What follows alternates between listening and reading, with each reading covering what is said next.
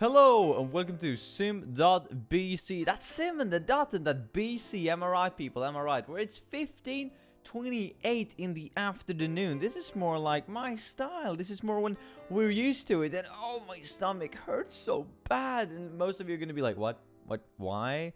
Right again? And I've done like the biggest issue and the biggest mistake that anybody ever does when they go to the gym and when they go to work out, because you're used to doing you're used to doing something a certain way, and then you don't do it for a while, and then when you do it again, you get muscle ache because you're not, your body isn't used to it anymore. So since I have taken a quote-unquote break now over the course of, well, since I left France until Friday of last weekend, where I took like an easy time, so I thought like, oh, I've been warming up, now I can go full power.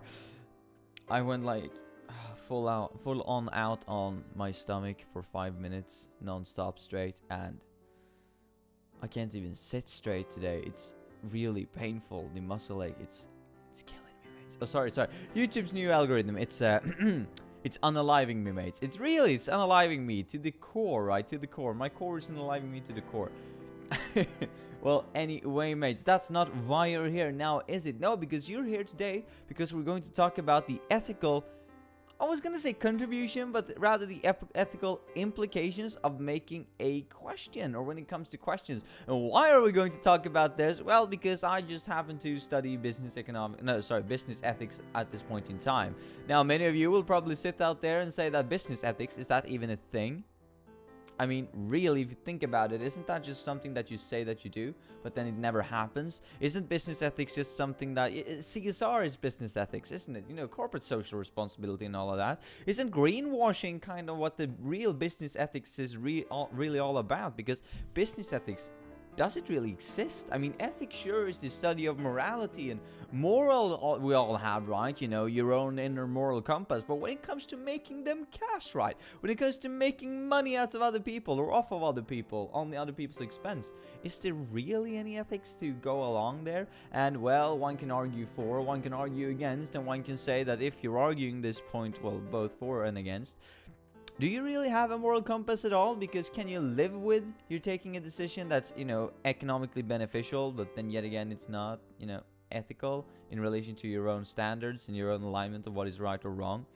You can think about that and debate about that all you want. And if it is rambling today, yet again, it's because of the stomach. I actually need to think about not using my stomach in a particular way when I'm talking, because it's the worst thing ever. It's the worst thing possible. Probably it's going to go over the course of the week. But anyway, mates, let's get into discussing the business implications, the ethical implications on when making questions. And I love how I was just sitting here yesterday. I was, usually I'm not working with that much of text and that much of notes because it's the raw videos, right? I'm reading 1 or 2 words and then I just go off of that and just go straight through it. Except for when I'm recapping, because I've written like small sentences about every video in order to recap them quickly. However, today I just wrote ethical questions and stuff. And then I wrote in Swedish, you have all of the notes on your mobile phone. So I was like, oh, that's great. Thank you, Philip. Thank you, past Philip, for like giving me that part, giving me the knowledge of where to find my notes. And then I went into my phone, right, under sim.bc, and I was looking at questions, ethics, no preemptive assumptions, racist bias, microaggression, etc. I didn't even like fully flesh out the background of what ethics actually were, in contrast to questions. Not that I'm usually doing that, but when I'm talking about stuff, I usually have talked about them before or discussed them before with other people or in school. So today is going to be a really interesting one, both for you, mates, and for me, because we're going to see where this all ends up.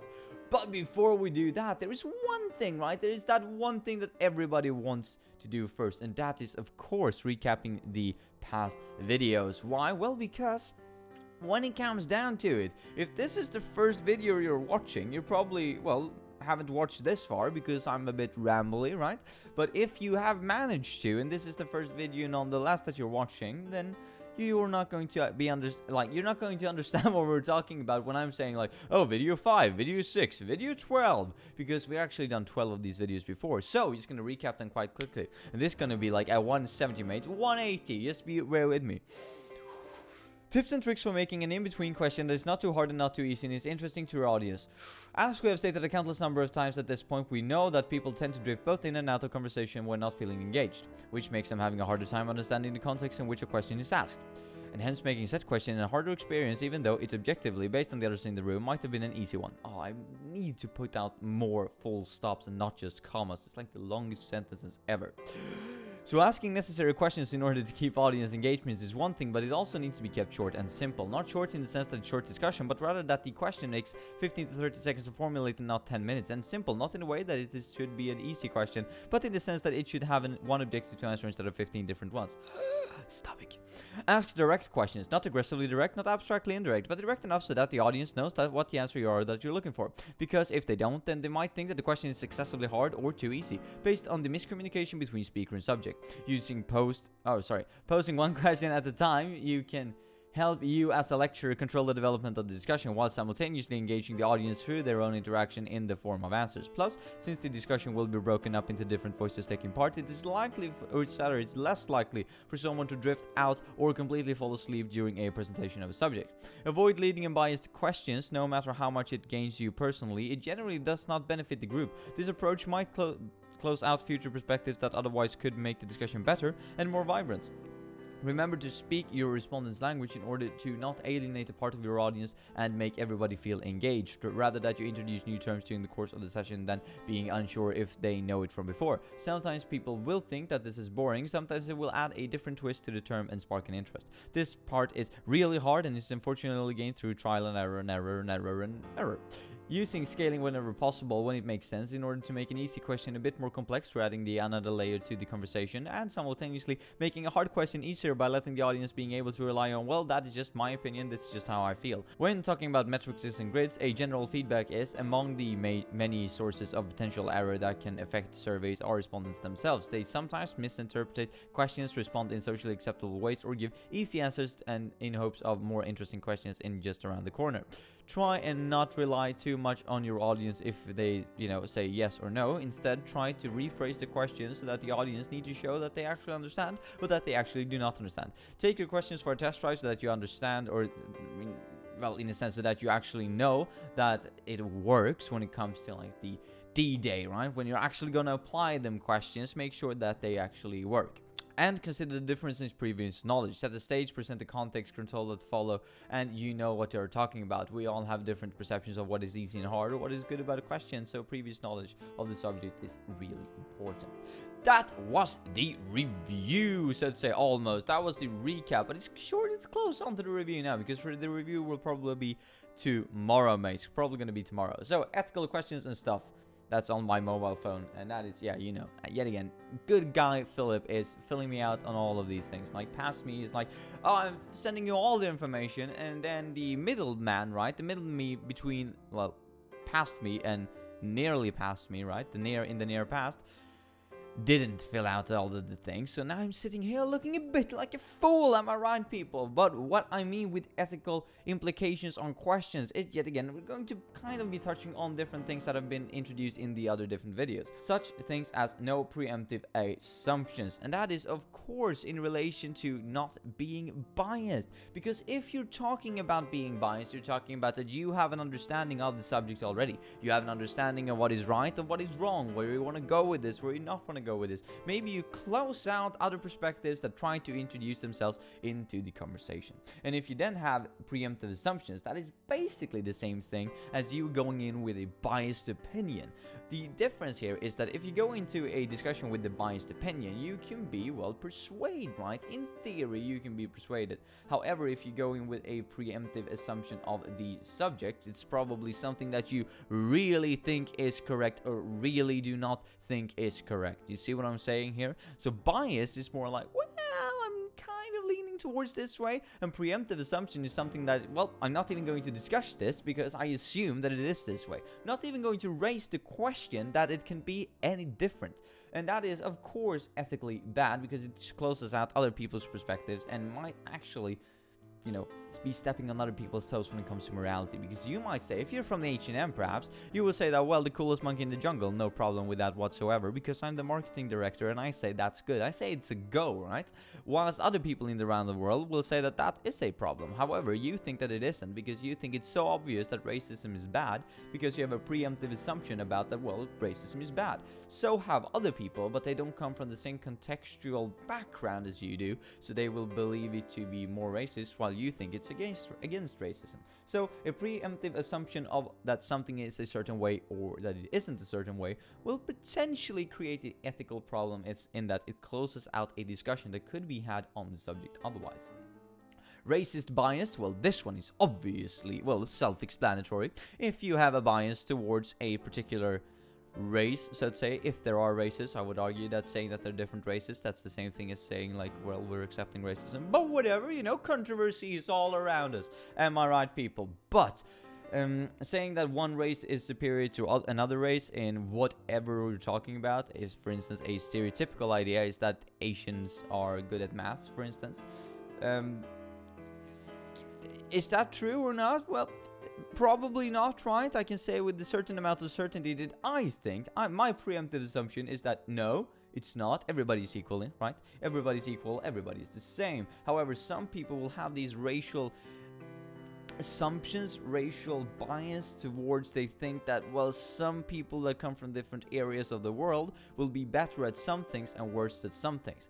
Of course, I'm coming from the background and the understanding that that isn't the case, and everybody has their own opinion, everybody is their own person, and, no matter the gender, what they identify with, and so on and so forth, they should be who they are, right? They should be their own person, and it shouldn't matter. But some people actually think that racist bias is a thing. Well, not that it's a thing, of course it unfortunately is a thing, but they are exercising racial bias in such a way that they will favoring one race, so to say, over another race, which is bad, because then again, ethical behavior, it's bad. Now, I know that I'm discussing racism here as a bit more of a, well, it's a phenomenon in society, not towards questions. But if you're going to apply this to a question, maybe if you're asking a question to a white guy in a nation, then if we take those two as an example, you might say that, well, this is a maths question, so you might subconsciously, or even worse, actively, right?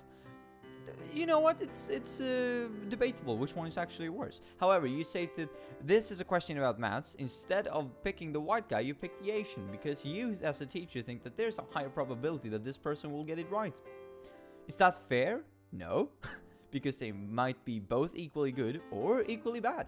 Same thing goes towards the idea that when some people are correcting assignments and correcting tests, and, well, on a test you have questions, right? So when you as a lecturer corrects these tests, you have an assumption, a preemptive assumption about, well, based on the name and based on the person, if you've seen the person, that, well, they should be able to do this and they didn't, so you're harder on them in relation to, well, if another person with another name did the same question. So, well, it's I know we're on thin ice here, we're on slippery slopes, because everybody has some vastly different opinions about this, but it's just a way you can introduce this aspect to questions. And when you think ethically, right, you should avoid these things as much as possible. Microaggressions, etc. Yeah, what I probably meant by this is that you should avoid things that can be, and I know that we've discussed this before, but things that if you say something, it's not obvious that it's bad, in such a way that if someone calls you out, they will look like a complete idiot, right? Because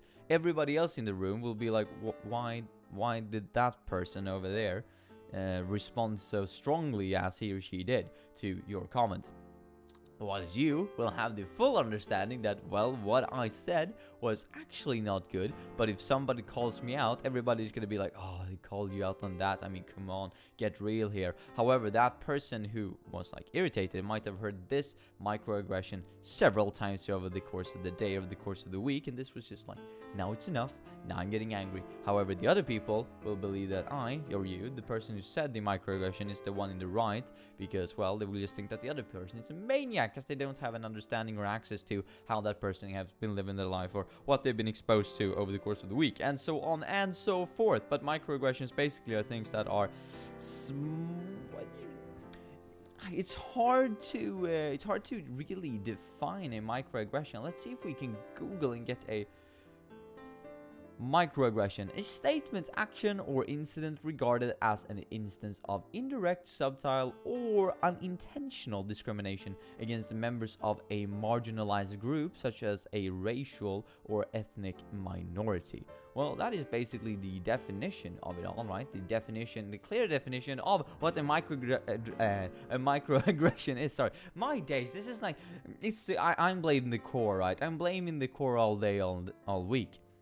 However, what I meant was that since it can be subtle, since it can be subconscious, if you're just throwing these things out and you think it's good, then you might including in your questionnaires as well. And if you as a person read like a microaggression in a question, it will throw you off the subject and you will start thinking about other things. But maybe one can argue that if you're actually involved, like emotionally in a question, then you might think about it a bit more and actually analyze it a bit more. However, doing this with the microaggression probably does not bring out the right sort of thinking, in a sense, and it probably isn't good ethically either, because why make a microaggression in a question to begin with that's, unethical and bad, because it's bad towards someone else, which makes it unethical. Anyway, mates, that's what you should avoid, basically. So when I'm talking, about ethics in questions, I'm basically just saying there are all these things that can, can influence questions or can influence you when it comes to ethical behavior. All of them should be as subjective as possible, or some of them shouldn't be included at all. Treat everybody equally fairly, right? Equally. Or equally hard or equally harsh, but as long as you're equal to everybody, you're probably avoiding the idea that it's ethically wrong. Well, as long as you have a underlying behavior that is not totally unethically wrong when it comes to everybody. But at least you will not be discriminating anyone if you're equally as bad or equally as good towards anyone, right? Or everybody. So include that in your questions. Try to avoid these things and include being objective. Yeah, that didn't make any sense. Let me rephrase that. Be as subjective as possible. To end on this, right? To end on that note, on that disappointment, yeah. Try to be as subjective as possible. Have a nice one, mates. And tomorrow we will see a review of this little project. Finally, we're off with questions and done. See you, mates. That wasn't the strongest finish, now was it? So